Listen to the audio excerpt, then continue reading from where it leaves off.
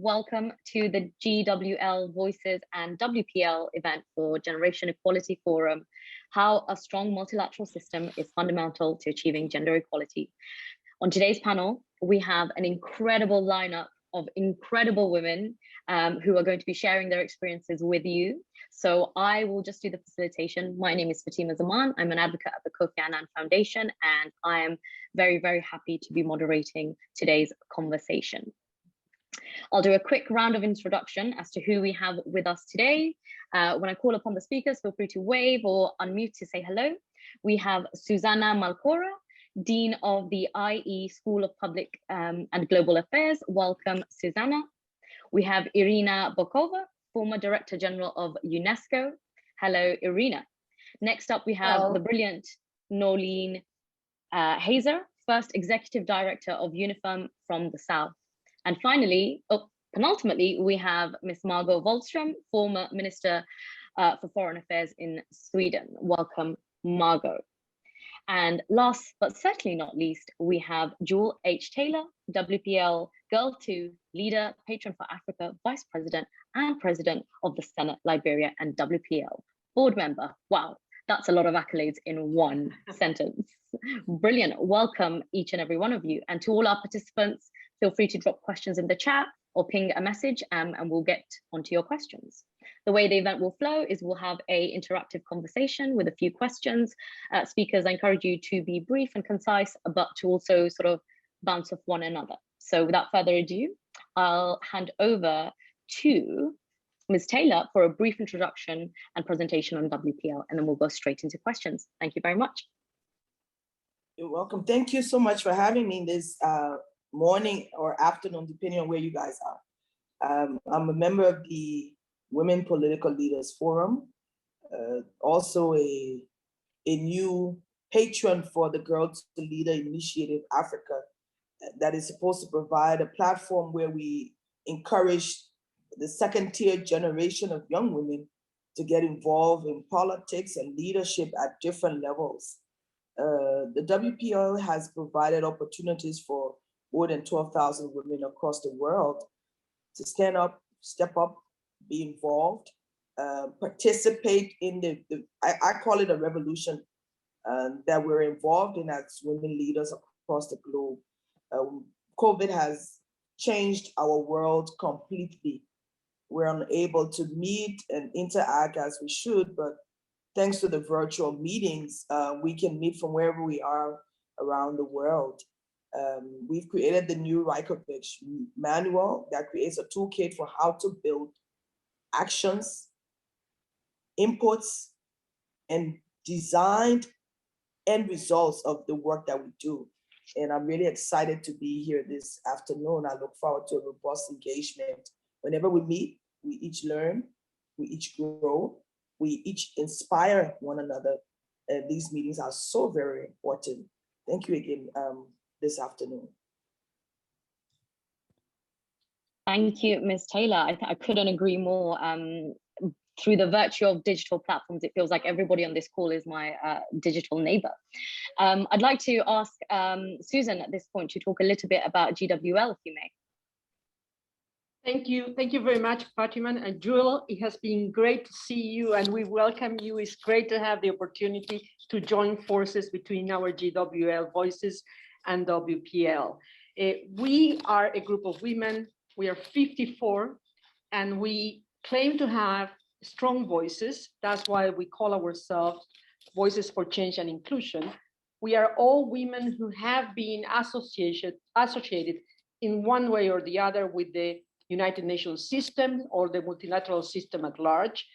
We deeply believe in the question of women empowerment, but we also believe that this question has been deeply rooted in the multilateral system in the United Nations, that we got as far as we got because there is a multilateral system. And 2 years ago, when we issued our first call, we said the multilateral system is being weakened, and as far as it's been weakened, the gender agenda is being also affected. So this is the reason why we bring all our voices together, and that's why we also add our voices to the Generation Equality Forum to realize the opportunity of rethinking Beijing, rethinking what were the priorities that Beijing set in the Beijing agenda, what are the many unfinished businesses, and what is needed to push the agenda forward, particularly listening to young women who bring a new perspective to those priorities. And that's why we so deeply believe in the intergenerational dialogue. So without any delay, I think we are ready to go for our real engagement. Fantastic, Susan. Thank you so much. And I can see participants are joining us. So we'll go straight into questions. We all know the Beijing Declaration and one of its most famous speeches, which is women's rights are human rights and human rights are women's rights. So my first question to the panel, and feel free to jump right in, is what can women from around the world actually expect to gain from the Generation Equality Freedom? What are you offering us? Who wants to go for it? I can see you all nodding. Maybe I can just jump in. Okay. Yes, please jump in. Joel. Okay. I believe this platform does several things for the Generation Equality Forum. It aligns the reasons why we need to work the multilateral systems that have become the norm for governments. It sets the standards and the policies and the measurements for if governments are indeed doing what it should to increase the number of women leaders across their spectrum. And because these performances are now tied to the SDGs or to the Generation Equality Forum, everyone must work a little bit harder. So this kind of an environment where we sit and talk about the issues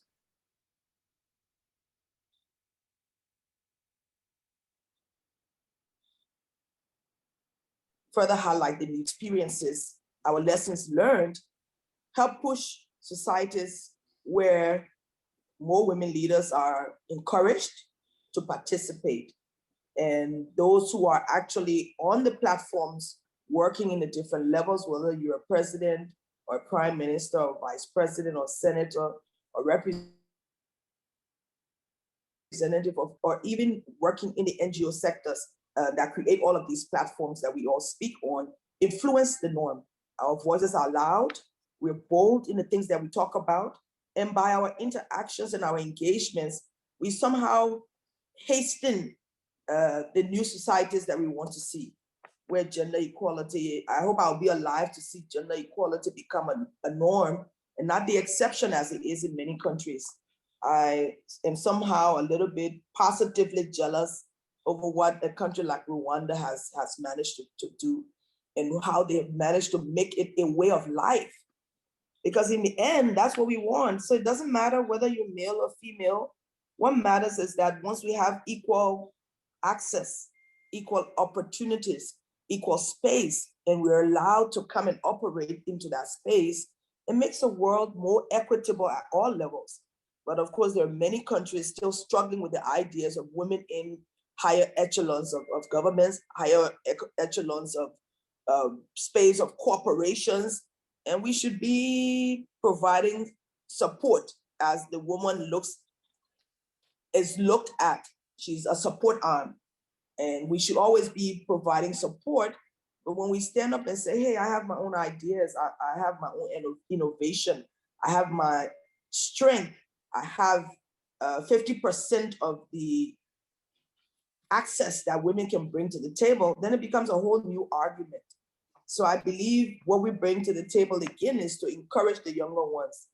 You know, something is happening across our world, and I know my country isn't much different, where there's a lot of violence attending women and the work that we do. In some instances, what wouldn't happen to a male politician or a male NGO worker is what happens to the women. As if after we're in 2021, that the world is still saying that we need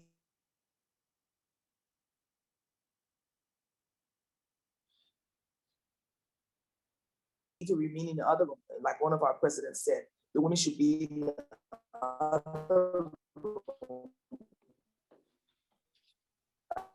Once you step into the room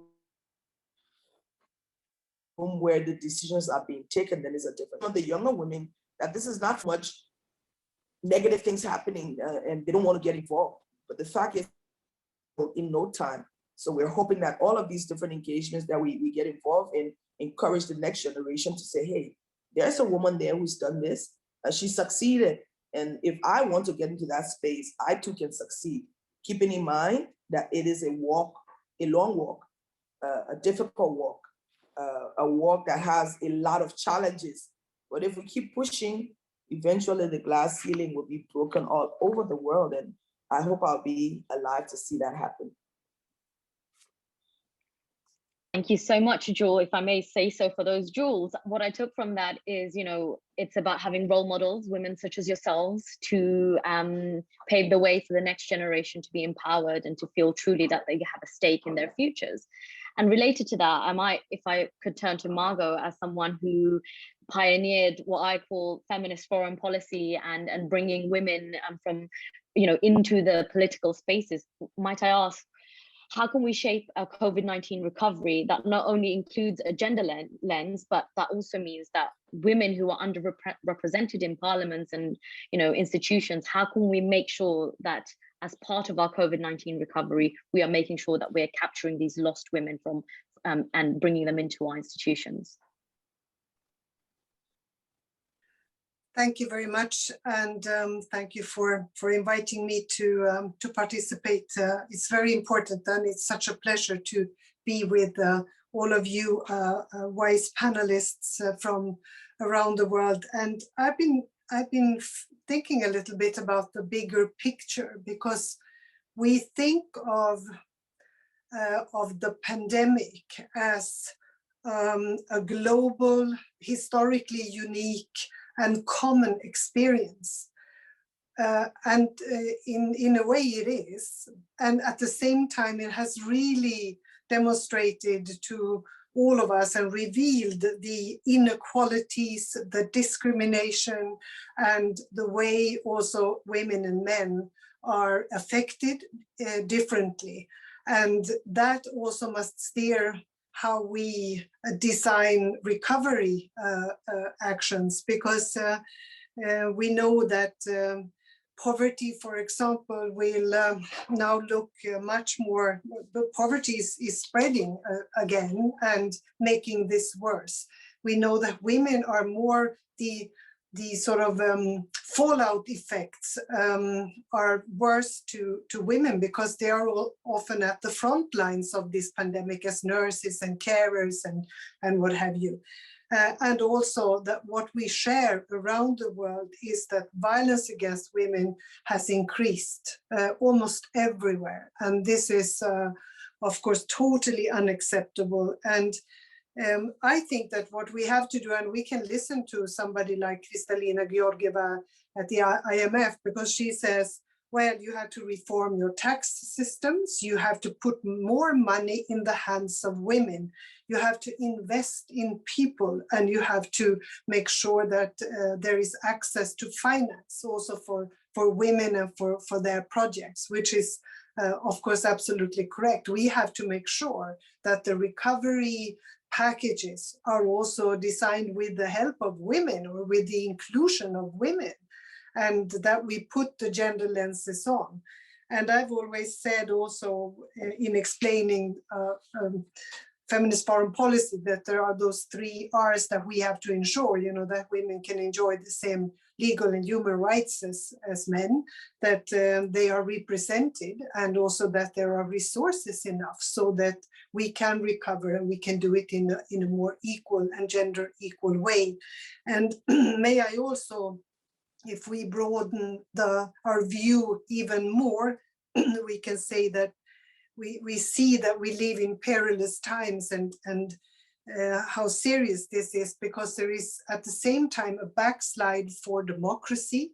For the first time in a long time, there are more countries that go in authoritarian direction than actually are sort of building their democracies. We see that there is in many countries a nationalistic, militarized, often xenophobic forces that are gaining ground, and also that multilateralism is pushed back.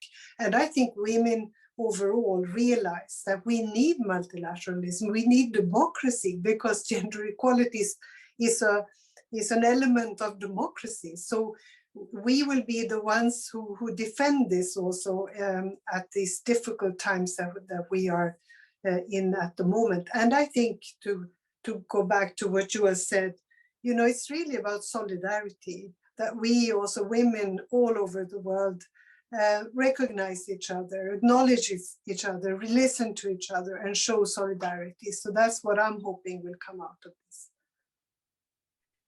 Thank you so much, Margot. You referred to what I would call the shadow pandemic, which is within the pandemic, women and violence against women has been something that's been hugely reported across the globe. I wonder if I can turn to Noeleen and ask, how do we address these types of discriminatory barriers that are preventing women's, you know, full participation in economic life and political and social life, and remove those barriers to decision making?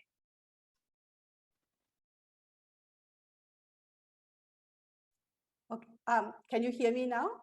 Yeah. Yes. Yeah. So first of all, thank you very much. This has been a really a wonderful opportunity to reflect basically on this pivotal moment of urgency and profound rethinking.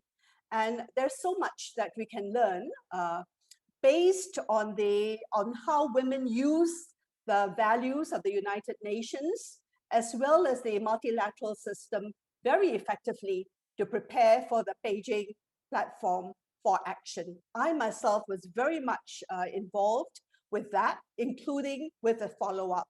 And I think that one of the things that women used to break the barriers was the fact that they linked the global realities to the global conversation, and they held the global institutions accountable. So there was no embarrassment to say that the UN stands for we the peoples, and to be effective, it had to be people and women centered. So it's not just a state, an interstate organization, because the state has to be more accountable. And one of the things that happened was, of course, the linking of the global to the local and the local to the global. But at the same time, they knew how to use inside-outside partnership. So basically, the ability to harness a whole range of partnerships in order to make a major difference. And also, not just to look at leadership from any perspective, but a transformational. Basically, what they want was a transformational leadership that would break barriers and end discrimination. So what are some of the examples that came out from the implementation of the Beijing platform for action and beyond? Because women dared to be transformational leader and agents of change. And this is so critical at this particular time because we are facing an era of great uncertainty and great anxiety. And what is needed is a major rethinking and a major reimagination of the type of societies and social arrangements we want. So what are the things that women did to break some of the barriers?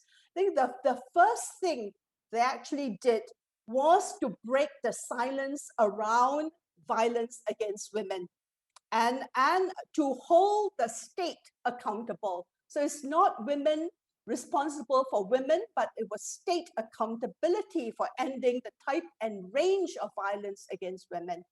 The other one was the fact that women found themselves very much at the lower echelon of the economic system.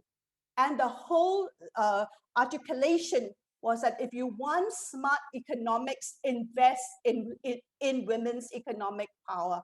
And there was a major attempt to change laws, to increase protection, to make sure that women were trained and that they were part of the economic empowerment and growth, as well as inclusive growth of their countries. And I was very proud when someone like Christine Lagarde said gender equality is nothing but smart economics, and that eventually the corporations saw the diverse workforce as something that was an asset to economic empowerment.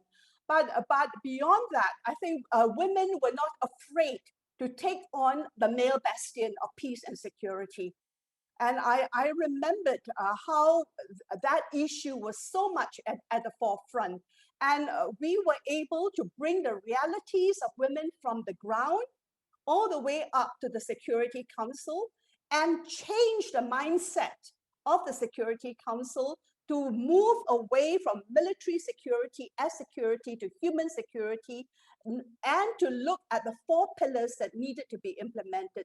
The issue of prevention of sexual violence as a weapon of war, the issue of protection, the meaningful participation of women as leaders, the role of women in rebuilding their society, and a clear message that if you want sustainable peace, guys, you have to make sure that women are part of the equation and they are part of the solution. So in a way, it is not just about women's human rights, which is so absolutely important, but we are not going to have leadership and governance for social inclusion, for sustainability, for resilience, unless we involve the whole of humanity. And women we are not just another group, we are half of humanity, and it's sheer stupidity not to use the experiences, the skills, and the potential of women. So there's no excuse. I think women are not waiting to be invited. We are there, and we intend to take the lead. Here, Noeleen, honestly, I can feel your passion emanated through the screen, and I feel ready and charged to take up your call to action. And I'm sure our other attendees, participants, and speakers feel the same. Thank you so much for that really passionate intervention. Irina, let's go to you. You have an incredible, long career and a distinguished career. I wonder what advice you might have for the younger generations to build strong female-led movements, and what your top tips might be to do that. Thank you very much, Fatima. I'm delighted to be here with my friends and colleagues from the UN system and passionate advocates for gender equality. I was thinking that probably this is not the way we envisaged just a year ago that we will be celebrating the anniversary of the Beijing conference and the plan of action. There were a lot of advances, and I was there at Beijing. I was a deputy head of the delegation of my country, of Bulgaria, and I remember the emotion listening to, at that time, the famous phrase of women's rights are human rights of Hillary Clinton, but not only.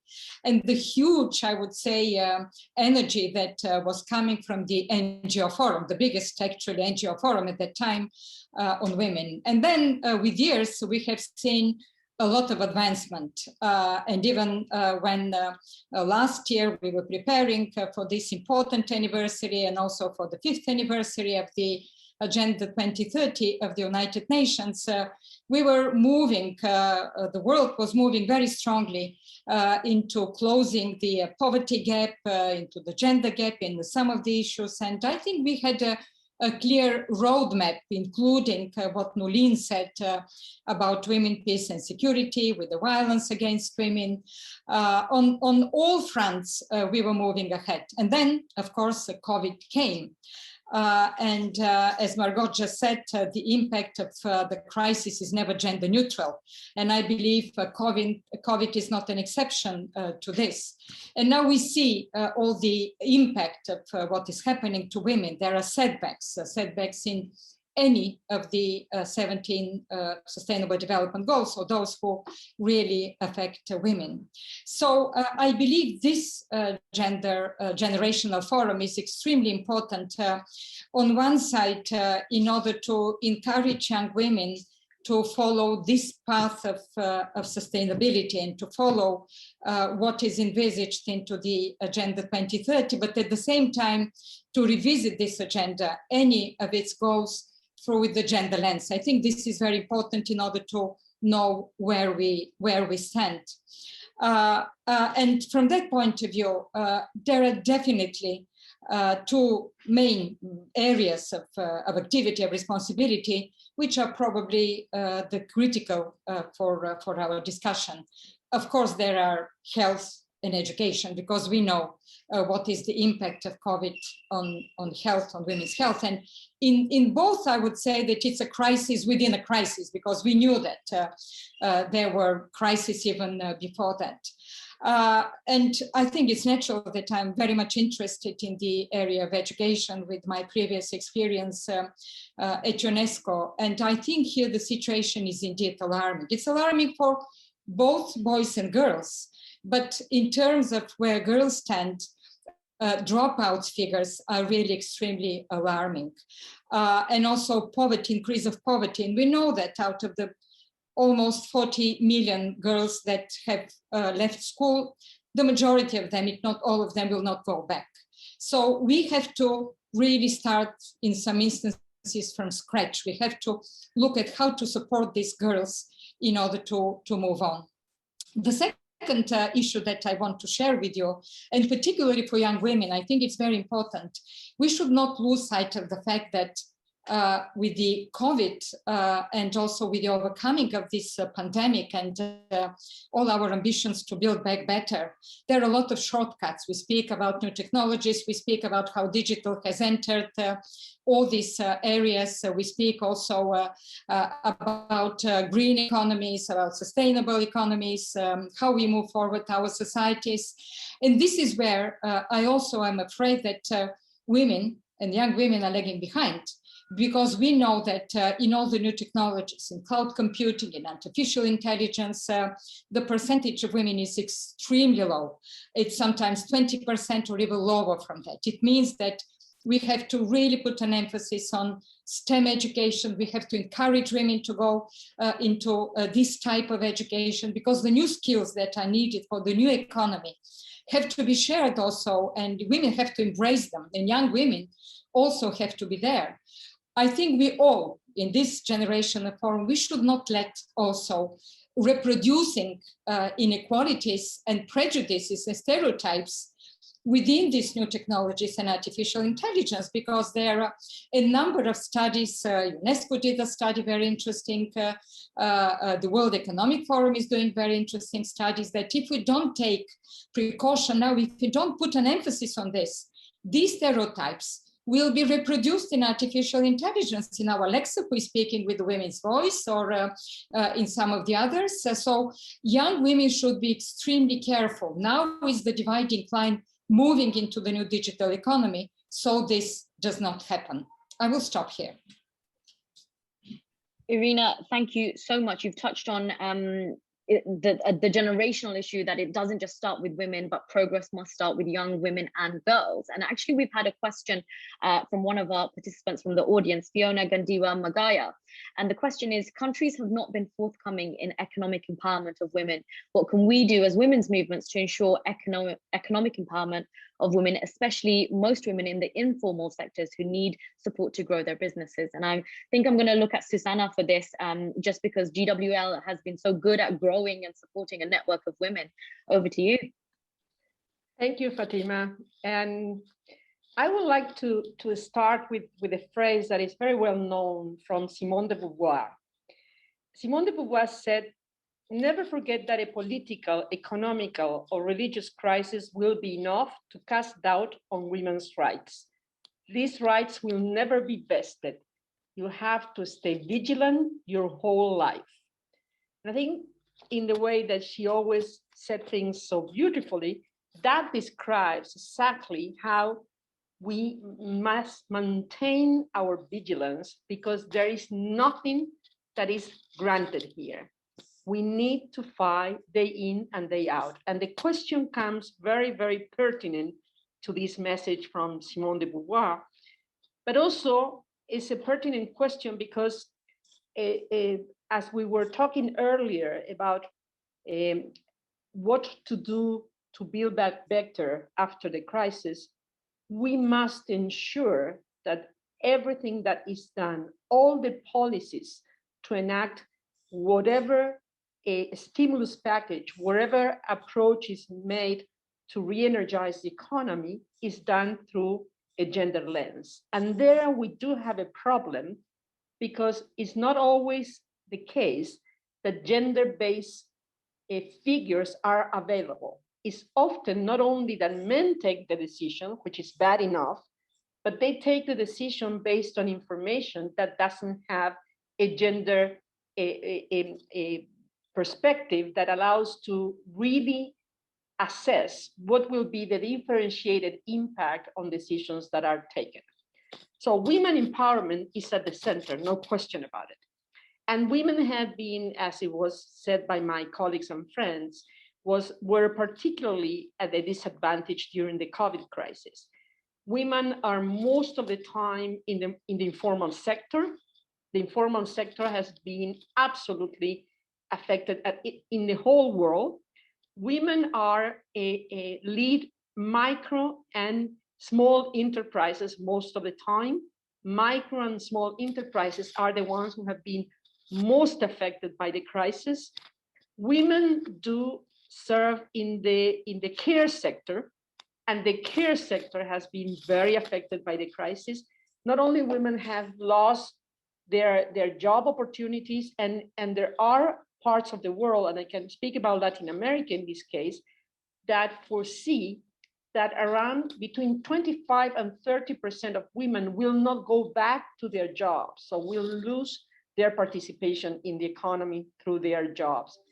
So this is at the heart of what we need to reverse. It was not easy before. We have to recognize that, even though that there were many achievements since Beijing, we have also to recognize that in the past few years, there has been a strong pushback on this agenda. And this has to be recognized. And on top of this, we now have the crisis. So the only way to move forward in a manner that provides us women, but more importantly, provides the younger generation of women the opportunities they deserve, is to open up the economic opportunities in manners that they have their share. And their share is 50%, no more, no less. And we are far from that. We are far from that in the participation of the leadership of companies, of enterprises. Let's not talk about politics. There are not many places that have, as our sister referred to Rwanda, there are not many examples of parity in politics, but there are no enough opportunities, job opportunities that really are a platform from which young women can project themselves.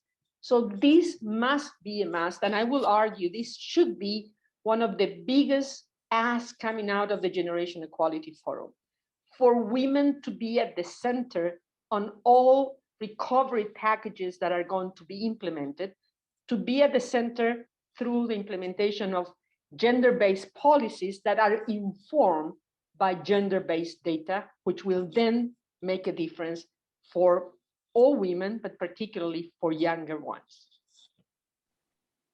Incredible. You know, what we're hearing is the foot is on the pedal. We need to continue to apply the pressure, and we must put young women front and center of every initiative that includes them, because if they are not part of the conversation, it is most likely they are being excluded from it. That nicely shifts us on to my final question for each of our panelists, and we'll go to all 5 women on the panel, probably starting with Noeleen. And the question, it's a big one and it's personal to you, so I want you to give us your thoughts on what you think should be done. What concrete actions can we all be taking to advance the women's agenda in the multilateral system? And that could be from the local up to the global. So let's start with Noeleen. Well, I think that having heard all the analysis for the past 45 minutes or so, what is really needed is to bring people together, especially intergenerationally, to forge a global social contract with fundamental rights. And this is absolutely critical because if we look at women in the informal sector, the thing that stands out is the fact that they do not have social protection and they do not have certain rights at work. And the whole issue of work-life balance, the care economy is absolutely critical, but also universal health care. I think it should no longer be seen as something of a trade-off. The universal health care, if you look at what is actually needed to create an inclusive and a sustainable world, it is about tackling inequalities. It is about bridging our digital divide. It is about greening the economy. It is about holding human rights. And more importantly, especially the emphasis on democratic governance, because we are slipping back. And if democratic spaces are closing, the first people that will be affected would be women, especially with the rise of extremisms, of cyber bullying, of hate speech, and so on. And I think finally, the issue of financing for the response and recovery would be critical. And it is time for us to not just look at the issue of inequality, but also at the tax havens that are being created by the extreme rich and the type of money laundering. We need resources. We need resources to be able to create a more inclusive and sustainable world in order to make sure that we can actually leave something to the next generation that they can be proud of. Something that where we have to ensure that we know how to address the issue of violence, because currently when violence, it's not just a violence in the home, but the type of conflicts that we start, we do not know how to end. And the type of displacement that we have seen creates a terrible loss of life chances for so many young people, especially those in the undocumented migrant and refugee population. So I would look at the vulnerability and I would look at how do we generate the type of social contract to make sure that multilateralism is at its most effective and can address some of the really local but real life difficulties that people are struggling with. Thank you, Noeleen. Your ability to speak truth to power is absolutely inspirational. I wonder if we can ask the same question to Jewel, and maybe you can speak region specific to your region. What concrete actions should we be taking to advance the women's agenda? Thank you. And I would like to say initially that the issues are the same, whether you're in Africa or you're in Europe. That's why this conversation translates beyond region and language, and because the barriers remain the same. And that helps us as women to really, put our act together and work together. As we look at the fact that we're losing space, it's like you take one step forward and then you take 20 steps back. We need to concretize and put in place systems that sustain this walk. One of the first things I would like to say is that these conversations must continue. As we talk about these issues, we have to begin to ensure that we're shifting the mindsets. And I heard Noeleen speak about the fact that there are women at different levels in business that need more support. The truth of the matter is the laws, policies, programs are all legislative. It is the legislature in our countries that determine finally what goes to education, what goes to water, what goes to renewable energy, what goes to businesses, how the laws that are in effect are even ensuring, for example, that males and females at the same level of education and training make the same money. That had to be changed at the legislature. So we must look at the fact that as much as we're encouraging people in different spheres of life, I always say legislature, legislature, legislature. And if you look at the numbers of women in the legislatures around the world, they are very small. We don't make up a cogent enough number to be able to speak and be recognized. At home, sometimes they say, oh, the women are so small in number, they are just noise makers. Because those who get there have to be bold, we have to shout, we have to make a lot of fuss. In the end, when it comes to voting, the men vote the other way. So we have to find a way to get more women elected, whether at whatever levels we're talking about in all spheres. We also need to create more he for she champions.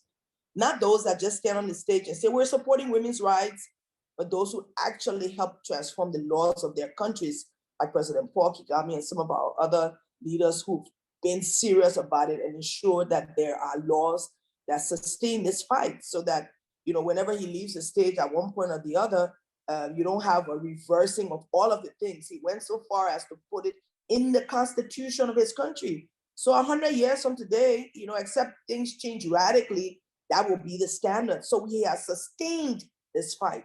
We need to encourage more he for she champions. And if we have he for she champions that are in positions of trust, the women must coalesce around them because there are not many. We also need to ensure we have more she for she champions. The fact is that I know I feel alone a lot of times. You feel that you've reached this particular stage and you want women to say, hey, that's our representative. And most times people just sit and stare and wait and see if you make it or if you fail. So somehow we need to become, you know, she for she champions. When there's a female elected somewhere, these groups must coalesce around her, go into that country, make sure that the NGO sector is strong, that the voices coming from the lower level are strong enough so she doesn't feel, can I make this change? Can I change this law? Because if you have a negative voice loud enough in the country, then it makes you afraid to say, this is what we need. But if women in her country or in the countries that have these female leaders are strong enough, then it makes the job of the leader a little bit easier.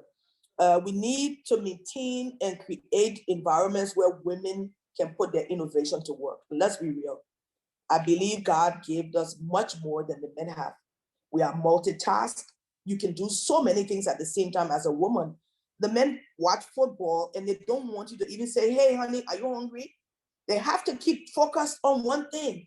We can do several things at the same time. And we put this innovation to work so we don't beg them for jobs. We are the ones who be on the cutting edge of innovation. Let's create. Let's do the things that we know we want to see. In the end, we will become the exception in a way, but we'll also become the norm because we are showing that we are capable. Where are the tech companies that are created by women? Where are the financial institutions that are created and funded and supported by women? So if we need money for microcredit, and there's a funny thing we need to change our perception on. We talk about microcredit when it comes to women all the time. Microcredit. But when a man walks into a bank or into a financial institution and he wants money, nobody asks him, oh, do you want microcredit? They ask him how many hundreds of thousands of dollars he needs to do what he needs because he comes looking as if to say he knows what he's doing. Sometimes he doesn't. Sometimes it's just a trial and error. But when a woman walks into a bank and you say you want 100,000, are you sure you don't need 25? So we have to change our mind and stop talking about microcredit because the women who are empowered, who get a chance to become secured in what they're doing, actually support all of the SDGs. A woman who is empowered will give proper education to her children. She'll make sure there's clean water. She'll make sure there's proper electricity. And the entire SDGs in one family survives because a woman is empowered. How can we now put our innovation to work to ensure that we change the dynamics? Last but not the least, we have to bridge the digital divide. There are hundreds of countries that internet facilities are not even accessible. So as we sit and we talk, we might be in the urban cities, but where the majority of our women are, in the markets, in the small SME businesses, most of them don't have enough money to get on the digital divide.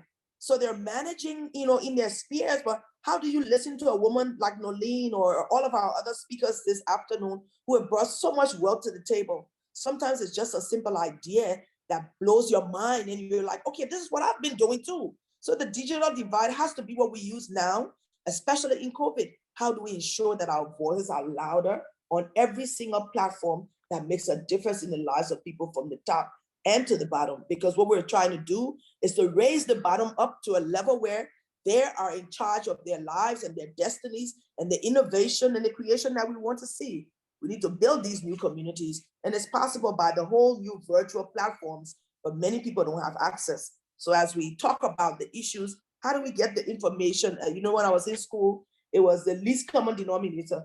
And my teacher would say LCD, LCD. I'm like, what is LCD? Today, there are so many alphabets that are being used, but let's get it to the least common denominator, because at that level, more will be done, more innovation, more impact, more community engagements will happen. And I think eventually the world will shift to our side.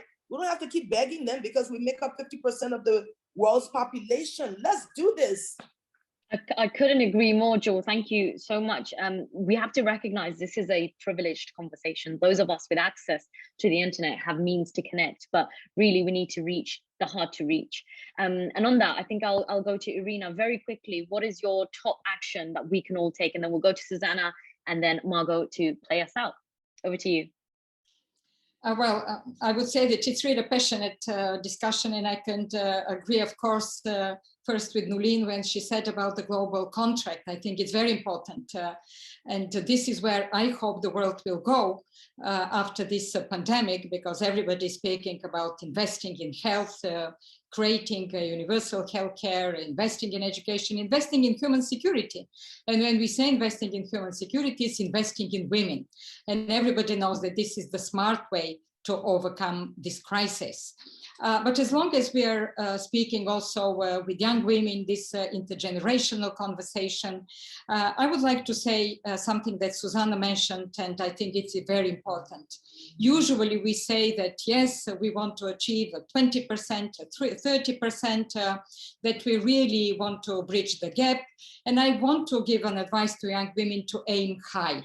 We are aiming at 50%. I think this is very important, that when we speak about what women can do, women's talent, women's skills, women's contribution at different level, at local level, at a global level, we are there in order to be 50%, in order to give half of, to share half of the global services, possibilities to deliver goods, and also our contribution. And I think this is something very important. We should not lose sight of the fact that we are 0.5% of the humanity, and we can deliver.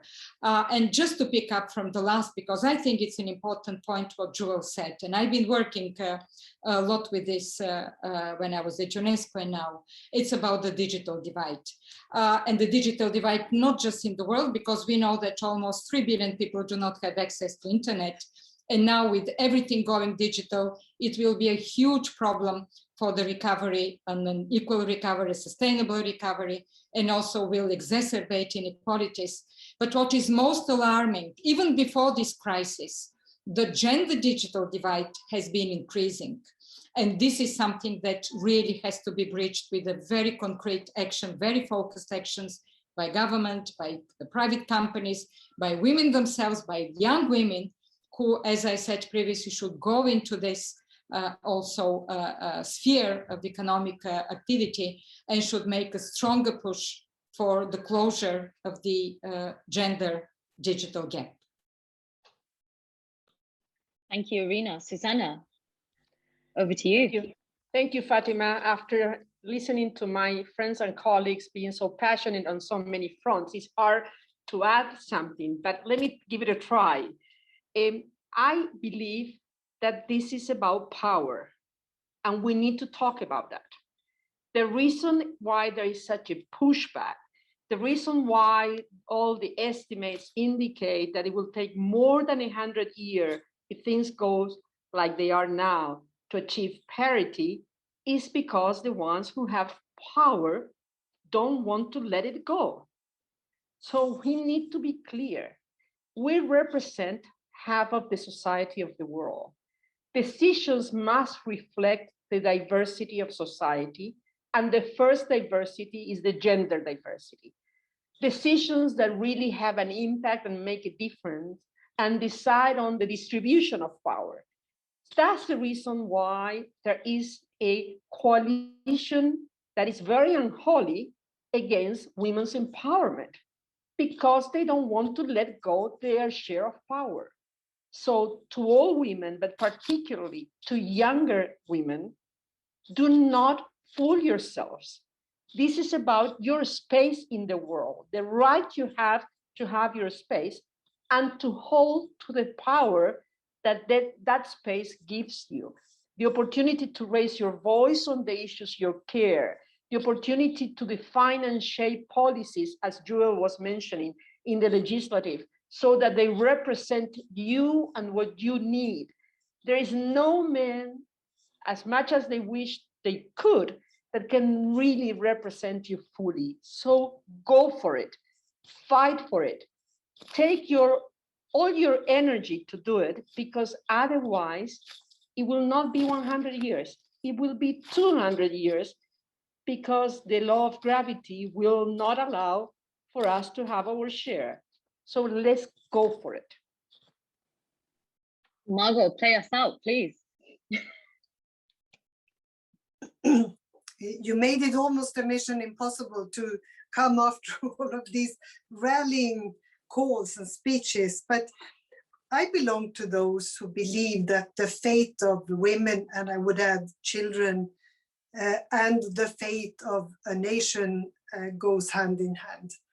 And you know that UN Secretary General Guterres has said that there is now clear evidence, such as better social protection programs, stronger climate policies, and enduring peace agreements are there when women are in governments, parliaments, or peace negotiations.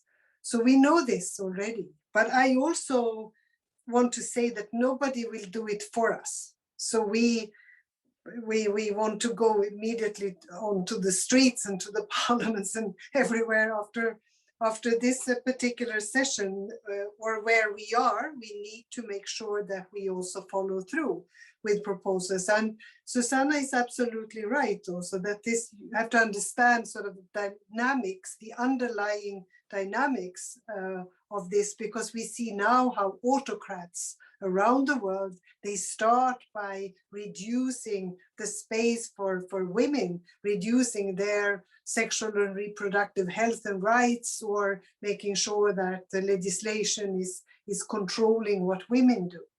So we have to keep an eye on this, and we have to work against it, and we have to mobilize more women. We have to become active. We have to make sure that they can be candidates for political posts, etc., etc. We have to come together and show solidarity and be inclusive in everything we do. And of course, from my particular point of view, I wish that more countries will follow also in pronouncing feminist foreign policies, because we will need that. We will need that to ensure that women can enjoy the same rights, the same representation and access to resources as men and boys. And we have also to then explain that it will be better society for all if this is what women and children can enjoy. So it's just up to us to prove that we are right. And it has been fantastic to listen to all of you, and Noeleen setting us off with such a passionate speech, but also all the wise things, and what you have said also about the digital divide and other things. Those are the methods that we have to use and the knowledge we need to be able to change the world. But we're here to do exactly that. So thank you for giving us a platform today, and for inviting me. Thank you. Thank you so much to all of our speakers, to all of our participants, to GWL, for WPL, for bringing us together for this much needed conversation, to our many, many participants from all across the world. You've heard it here. Women need to positively disrupt the narrative. We need to be part of the decision-making process from the onset and not as an afterthought. And finally, we need to silence the violence that is perpetrated against women by forging a global social contract. So with that said, I've been Fatima Zaman. You've been incredible. We've had Susana Malcorra, Irina Bokova, Noeleen Heyzer, Margot Wallstorm, and Jewel H. Taylor. Thank you so much and have a brilliant day. Take care.